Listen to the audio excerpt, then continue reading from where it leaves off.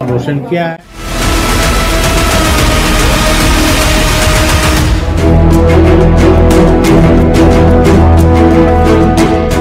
इस mega exclusive interaction में मेरे साथ मौजूद हैं देश के प्रधानमंत्री नरेंद्र मोदी।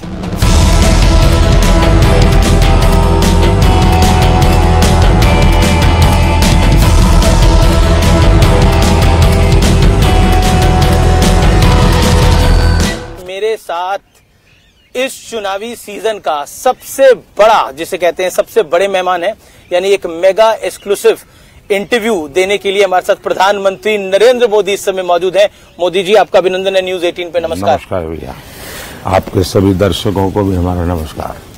ये चुनाव आपको कहां जाता हुआ दिख रहा है? साफ देख रहा हूं कि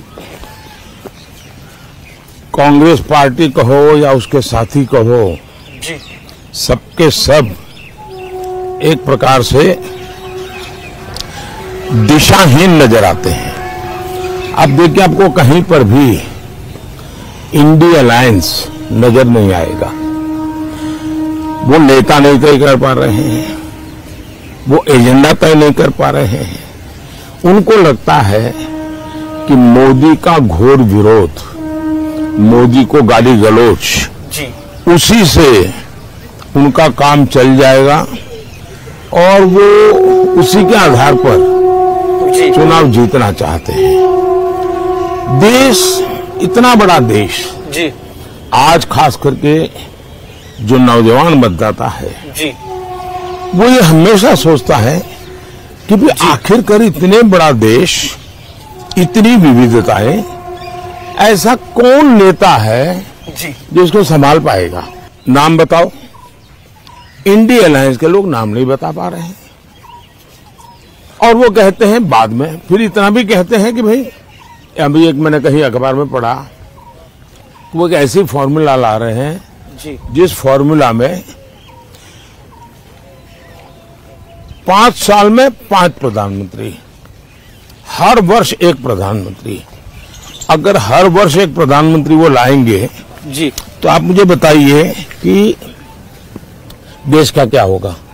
आपको गांव के लोग बड़े मजेदार कथा सुनाते हैं जी, कि एक बार 10 किसान इकट्ठे हुए जी, और उन्होंने सोचा कि भाई कुछ पानी के बिना क्या होगा, तो मिलकर के उन्होंने जो पानी की जांच करने वाले लोग हैं तो उनको बुलाया। तो कहा भाई पानी तो निकल सकता है, अगर 100 मीटर ट्यूबवेल कर देंगे तो पानी आपको निकलेगा और पानी मिलेगा। तो फिर 10 किसानों ने कहा ऐसा करो भाई, 10 मीटर मेरे यहाँ गड्ढा करो। जी, दूसरे ने कहा 10 मीटर मेरे यहाँ करो। तीसरे 10 ने कहा 10-10 मीटर कर लो, 100 मीटर हो जाएगा। क्या पानी निकलेगा क्या? तो 5 साल में 5 प्रधानमंत्री इतने बड़े देश को वो समझ भी नहीं पाएंगे। लेकिन विपक्ष कह रहा है कि 400 पार की पहले मोदी जी बात कर रहे थे, अब नहीं कर रहे हैं। उनकी चिंता ये है, आगे कांग्रेस का एजेंडा क्या है, 400 पार कर पाएंगे कि नहीं कर पाएंगे। उनका ये एजेंडा नहीं है कि वो कितनी सीटें जीतेंगे और कैसे जीतेंगे। मैंने करीब हिंदुस्तान के एक 3-4 राज्य बाकी है, सभी राज्यों का भ्रमण किया है और सभी राज्यों के भ्रमण से मैं देख रहा हूं कि ये आंधी है, आंधी, बड़ी आंधी। और 2019 से बड़ी वाली आंधी 400 पार बहुत आराम से देश की जनता करने वाली है। विपक्ष 19 से 24 में विपक्ष के नाते भी विफल गया है। जो लोग विपक्ष के नाते भी विफल गए हो जी, उनको इतना बड़े देश का कारोबार कौन देगा भाई? लेकिन एक सवाल मन में आता है कि बीजेपी ने 2019 के अंदर 303 सीटें अपने दम पर पाई। हिंदी भाषी राज्यों में एक तरह से बहुत बड़ी सीटें भारतीय जनता पार्टी को मिली, लेकिन इस बार क्या वो रिपीट हो पाएगा? और आप देखिए जी, भारतीय जनता पार्टी, जो आप इतनी पुरानी सोच के साथ बैठे हुए हो, गोवा जी, ये क्या हिंदी भाषी है क्या? गुजरात हिंदी भाषी है क्या? महाराष्ट्र हिंदी भाषी है क्या? असम हिंदी भाषी है क्या? बंगाल हिंदी भाषी है क्या? कर्नाटक हिंदी भाषी है क्या? आज भारतीय जनता पार्टी पूरे देश में है और पूरे देश में मैं कह रहा हूं भारतीय जनता पार्टी हैट्रिक करेगी करेगी और करेगी। और ये मोदी कहता है इसलिए करेगी ऐसा नहीं, देश के 140 करोड़ देशवासियों ने तय कर लिया है, इसलिए 400 पार होना है। और भारतीय जनता पार्टी भी अपने सारे रिकॉर्ड तोड़ेगी और एनडीए भी अपने सारे रिकॉर्ड तोड़ेगी। तेलुगु स्टेट्स में आपको क्या लगता है? आंध्रा में, आंध्रा एंड तेलंगाना जी, इस चुनाव में साउथ सबसे बड़ा सरप्राइज देगा। एक आपका बयान था कि कांग्रेस अगर आई सत्ता के अंदर तो ये राम मंदिर का फैसला पलट देगी, ये क्या? ये मेरा बयान नहीं है। आपने बोला इस पे? ये मेरा बयान नहीं, मेहरबानी करके मेरे मुंह में बयान मत डालिए। ये बयान है कांग्रेस के विश्वस्त सलाहकार का, जो कांग्रेस के 30 साल तक और टॉप परिवार के सलाहकार रहे हैं। उन्होंने कहा है कि ये तय है और उन्होंने निर्णय करके लिया है कि हम रामलला को फिर से एक बार टेंट में भेज के ही रहेंगे। सुपर कमीशन बनाने की बात? हाँ, रामलला को फिर से टेंट में भेज करके ही रहेंगे, ये उनके सलाहकार ने कहा है। ये कांग्रेस वालों ने निर्णय किया है और देश को पूरा भरोसा है कि इस प्रकार की करने की इनकी आदतें हैं। वोट बैंक की राजनीति के लिए कुछ भी करना इनकी आदत है। एक सवाल और, हम बिहार की धरती पे है, आरजेडी यानी लालू जी की पार्टी और कांग्रेस का अलायंस है, इंडिया अलायंस देखने को मिल रहा है। लालू जी ने मुस्लिम आरक्षण की बात कही है, उन्होंने बोला कि मुस्लिम का आरक्षण होना चाहिए, क्या देखते हैं आप? उन्होंने आरक्षण होना चाहिए इतना ही कहा नहीं, ऐसा नहीं, उन्होंने ये कहा है पूरा का पूरा जी, मतलब SC ST OBC उनको जो आरक्षण है वो अब मुसलमानों को देना चाहिए। और संविधान सभा ने गंभीर चर्चा करके तय किया था कि इस देश में धर्म के आधार पर आरक्षण नहीं होना चाहिए। बाबा साहब अम्बेडकर के भी विचार बहुत स्पष्ट रहे हैं कि धर्म के आधार पर आरक्षण नहीं होना चाहिए। पंडित नेहरू भी इसी विचार के थे, लेकिन उसके बावजूद भी राजनीति और सत्ता की भूख ने इनको इतना नीचे गिरा दिया है कि वो देश को फिर से एक बार धर्म के आधार पर बांटने के रास्ते खोज रहे हैं, बांटने के तरीके खोज रहे हैं, और उसमें धर्म के आधार पर आरक्षण है। इस चुनाव में लगातार आपको अपशब्द कहे जा रहे हैं। औरंगजेब कहा गया महाराष्ट्र के एक नेता ने, एक और विपक्षी नेता ने आपको तुगलक का, फिर उसके बाद तानाशाह का। क्या आपको बुरा लगता है? आपको गुस्सा आता है इस पे? भाई देखिए, हम तो कामदार है, बेनामदार है, और हम कामदार लोग जन्म से ही गालियां सुन सुन करके बड़े हुए हैं, लोगों के लाते खाते खाते बड़े हुए हैं, और इसलिए इन चीजों को हम मन पर लेते नहीं है। हम एक प्रकार से गाली प्रूफ बन गए हैं। और मैं तो कहता हूँ, लोग मुझे कभी पूछते मोदी जी आपकी इतनी बड़ी एनर्जी का रहस्य क्या है, तो मैं कभी मजाक में कहता हूँ कि मैं डेली 2 किलो गाली खाता हूँ और उसी से मुझे ऊर्जा मिलती है। देखिए, मेरी एक बहुत पुरानी कविता है, मुझे अभी याद तो नहीं है, लेकिन उस कविता का भाव ये था कि मुझे जो पत्थर फेंकते हैं, मैं उन्हीं पत्थरों से पक्षी बना देता हूँ और मैं उसी से ऊपर चढ़ जाता हूँ।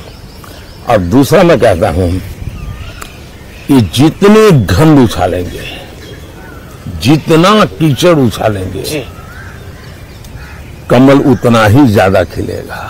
एक सवाल आखिरी ये है कि माताओं बहनों का आपसे एक विशेष लगाव है। कल हम बंगाल का वीडियो देख रहे थे, उस बंगाल के वीडियो के अंदर महिलाएं, मतलब उनके आंखों में आंसू आ रहे हैं। एक इमोशनल कनेक्ट जो है, इसको प्रधानमंत्री जी आप किस तरह से देखते हैं? क्योंकि ये बहुत बड़ा इमोशनल कनेक्ट है। मेहरबानी करके जी, इन माताओं बहनों का जो आशीर्वाद है, इसको राजनीति के तराजू से मत तोलिए। ये एक भावात्मक विषय है और मैं मानता हूं कि मेरे देश का कल्याण करने के लिए मेरी मातृशक्ति को एम्पावर करना चाहिए, स्त्री शक्ति को एम्पावर करना चाहिए, नारी शक्ति को बढ़ावा देना चाहिए। तो मैं एक बड़ी श्रद्धा से, एक पूजा भाव से काम कर रहा हूँ। कृपा करके इसको राजनीति के तराजू से मत तोलिए। और मैं चाहता हूँ मैं वैसा ही पूरे भक्ति भाव से इस देश की माताओं की सेवा करूं, इस देनों की बहनों की सेवा करूं, इस देश की बेटियों की सेवा करूं। नरेंद्र मोदी का कोई बेस्ट फ्रेंड है? BFF, best friend for ever? मतलब क्या मतलब होता आपका है? कोई खास दोस्त है जिसके साथ आप दिल की बात करते हैं? ऐसा है, मैं देश के 140 करोड़ देशवासियों से दिल की ही बात करता हूं जी। मैं तो जीता हूं दिल के संबंधों से जी। बहुत बहुत धन्यवाद। धन्यवाद प्रधानमंत्री जी, आपने हमें समय दिया। नमस्कार।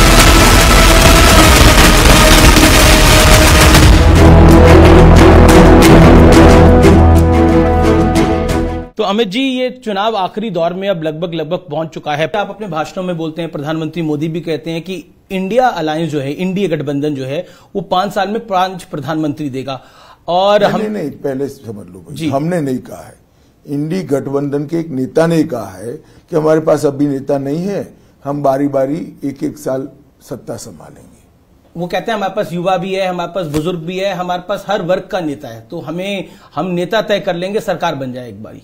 नहीं, वो नहीं, वहां तक नहीं रुकते। 5 साल एक प्रधानमंत्री बनाएंगे, वहां तक जाते हैं।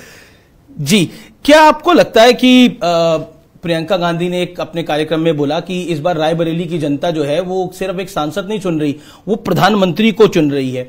क्या आपको लगता है विपक्ष भी थोड़ा कॉन्फिडेंट हुआ है बीते 5 चरणों में? तो रायबरेली की सीट जीतने के लिए शायद उन्होंने कहा होगा, वो भी जान रहे हैं, मुझे तो मालूम नहीं, मगर उनका वैकेशन का प्लान भी तय होगा 4 तारीख के बाद का। रैली में आपने बोला कि अरविंद केजरीवाल एक यू टर्न नेता है, किस कारण से आपने बोला? इन्होंने कहा था कि हम भ्रष्टाचार के खिलाफ लड़ाई लड़ रहे हैं, पॉलिटिक्स में कभी नहीं आएंगे। और फिर पॉलिटिक्स में आगे पार्टी बनाई, अन्ना बेचारे डालेगांव सिद्धि चले गए। फिर कहा मैं कभी मुख्यमंत्री नहीं बनूंगा, 3 बार मुख्यमंत्री बन गए। इन्होंने शपथ पत्र पर कहा था हम सरकारी सुविधाएं नहीं लेंगे, बंगलो भी ले लिया, गाड़ी भी ले लिया, सिक्योरिटी भी ले ली, और बंगलो ऐसा बना दिया कि जो 2-3 बंगलों को तोड़कर गैर कानूनी तरीके से अपना बंगलो बनाने का उन्होंने काम किया है। मैं मानता हूं कि ये सारी चीजें यू टर्न से भी बड़ी भयानक है। उन्होंने कांग्रेस के करप्शन के खिलाफ बात करी, उन्होंने कहा कि मैं आऊंगा तो शीला दीक्षित के करप्शन में वो जेल में जाएगी। आज वही कांग्रेस के साथ मिलकर वो हमारे सामने चुनाव लड़ रहे हैं। तो सीरीज ऑफ यू टर्न लेने का काम श्री केजरीवाल ने किया। क्या आपको लगता है कि आप बार बार राम मंदिर का जिक्र लेकर आते हैं, प्रधानमंत्री राम मंदिर का जिक्र लेकर आते हैं, आपके कार्यकर्ता नेता राम मंदिर के नारे लगाते हैं, ऑपोजिशन का मानना है कि बीजेपी राम मंदिर को भी पॉलिटिसाइज कर रही है और कैश करना चाहती है 2024 के लोकसभा चुनाव में? देखिए, ये मुद्दा तब खड़ा होता है जब इन्होंने राम मंदिर की प्राण प्रतिष्ठा में हिस्सा नहीं लिया। अगर वो ले लेते तो वहीं पर बात समाप्त होनी। उनको देश की जनता को बताना चाहिए कि राम मंदिर की प्राण प्रतिष्ठा में वो लोग क्यों नहीं गए। ये एपीसमेंट की पॉलिटिक्स करने के लिए नहीं गए। इसलिए बार बार ये मुद्दा चुनाव में मुद्दा बन जाता है। क्या आपको लगता है संदेश खली एक बड़ा टर्निंग पॉइंट रहा बंगाल के इलेक्शन का? संदेश खाली चुनावी मुद्दा नहीं है जी। एक महिला मुख्यमंत्री के नाक के नीचे सालों तक धर्म के आधार पर महिलाओं का शोषण होता रहे और महिला मुख्यमंत्री इसलिए कुछ न करें कि शोषण करने वाले इनके कार्यकर्ता हैं, इनकी वोट बैंक का हिस्सा है। इससे ज्यादा शर्मनाक बात कोई हो ही नहीं सकती। क्या आपको लगता है कि सीए के नाम पर, क्योंकि आप देश की गृह मंत्री भी हैं, सीए के नाम पर इस देश के एक बड़े तबके को, अल्पसंख्यकों को डराया जा रहा है? बंगाल में कहा जा रहा है कि अमित शाह अगर जीत गया, यानी बंगाल में अगर भारतीय जनता पार्टी जीत गई तो सीए लागू होगा और चुन चुन के निकाला जाएगा। सीए वैसे भी लागू होगा और सीए किसी को निकालने का कानून है ही नहीं। सीए भारत सरकार का कानून है, देश की संसद ने पारित किया है और पूरे देश में वो अप्लाई हो रहा है। कश्मीर में भारतीय नरेंद्र मोदी की सरकार ने बहुत काम किया है और इस बार बम्पर वोटिंग भी हुई है। इसको आप किस ढंग से देखते हैं? क्या ये वर्ल्ड को, अराउंड द ग्लोब भी एक बड़ा स्ट्रांग मैसेज है भारत की तरफ से? निश्चित रूप से है। देखिए, जो लोग आजादी की बात करते थे, जो लोग अलग संविधान की मांग करते थे जी, वो लोग आज भारतीय संविधान के तहत जो चुनाव हो रहा है उसका हिस्सा बने हैं और स्वागत योग्य है।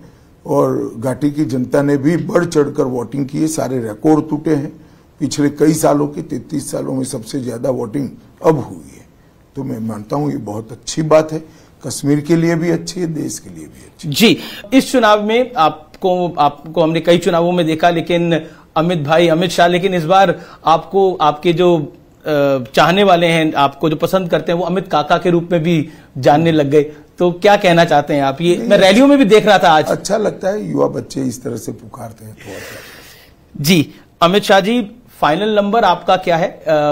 हम 400 पार करेंगे। अमित शाह जी, आपने हमें अपना वक्त दिया, इसके लिए आपका बहुत बहुत धन्यवाद, और उम्मीद करते हैं कि लोकतंत्र के इस महापर्व में आपको कामयाबी मिले। धन्यवाद जी। धन्यवाद।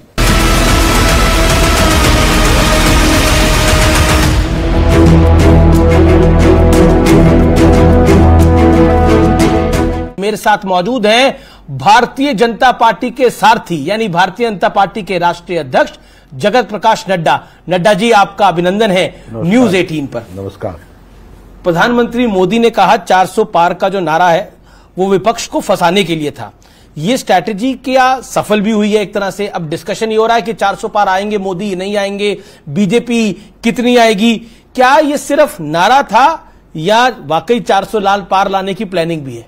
नहीं, भारतीय जनता पार्टी ने तय किया था कि हम एक लक्ष्य लेकर के चलेंगे और वो लक्ष्य बड़ा होना चाहिए, और वो लक्ष्य हम लोगों ने 400 पार यानी 370 के आसपास भारतीय जनता पार्टी की सीटें आए और बाकी एनडीए की, और हम 400 पार करें और उसी लक्ष्य को लेकर के हम चले।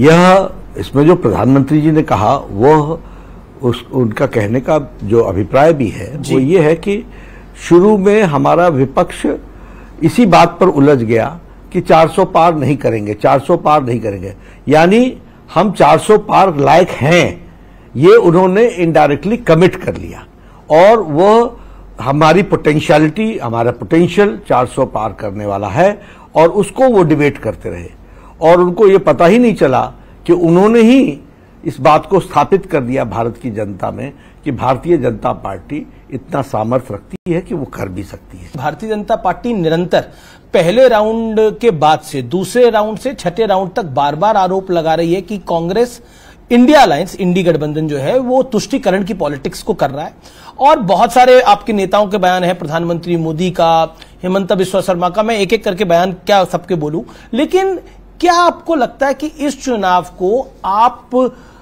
विकास से तुष्टीकरण की तरफ ले गए? और बीजेपी ने आरोप लगाया कि कांग्रेस, आपने खुद बोला अपनी एक बाइट में कि कांग्रेस का जो घोषणा पत्र है उसमें मुस्लिम लीग की छाप है। कांग्रेस पार्टी ने अपने मैनिफेस्टो में षड्यंत्र पूर्वक, शब्द मेरा सुनिएगा, षड्यंत्र पूर्वक, चालाकी से फिर से विभाजन की बीज को बोने का काम किया। हमारा आइडियोलॉजिकल झगड़ा क्या है? Justice to all, appeasement to none. This is positive secularism. उनका नारा क्या है? Division and rule, divide and rule.